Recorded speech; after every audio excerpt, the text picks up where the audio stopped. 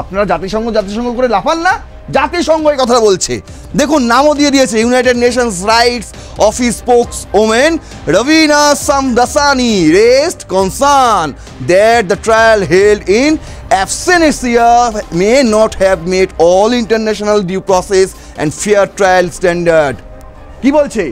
তাকে আত্মপক্ষ সমর্থন করতে দেওয়া হয়নি, তাকে মানে তিনি দেশেই ছিলেন না, তিনি উপস্থিতি ছিলেন না, তাকে ছাড়াই তার বিচার হয়ে গেল। এটা অবশ্যই একটা আন্তর্জাতিকভাবে ফেয়ার ট্রায়াল নয়।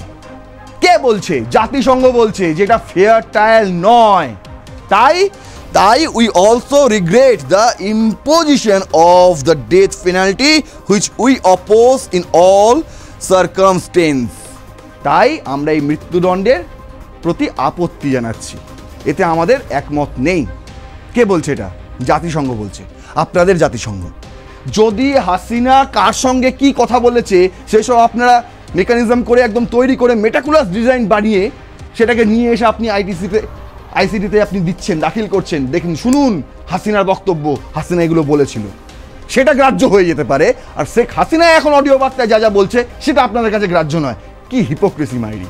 যেই সেন্ট মার্টিনের জন্য শেখ হাসিনাকে উৎখাত করা হয়েছে একটা ছাত্র বিপ্লব করিয়ে, আজ তার রায়ের দিন অন্যদিকে চট্টগ্রাম বন্দর বিক্রি করে দেওয়া হলো কাদেরকে?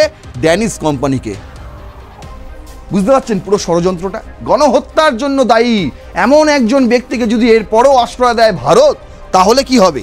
It must understand the hostility this creates towards Bangladesh and it's people. তাহলে তাদের বুঝতে হবে যে ভারত বাংলাদেশের যে সাধারণ মানুষ তাদের সঙ্গে বৈরিতা করছে, কিচ্ছু করছে না। এটা আপনাদের ধারণা। শুনুন, ভারত আগুন লাগাচ্ছে না, ভারত আপনাদের বাংলাদেশে যে আগুন লেগেছে সেটা দমানোর চেষ্টা করছে।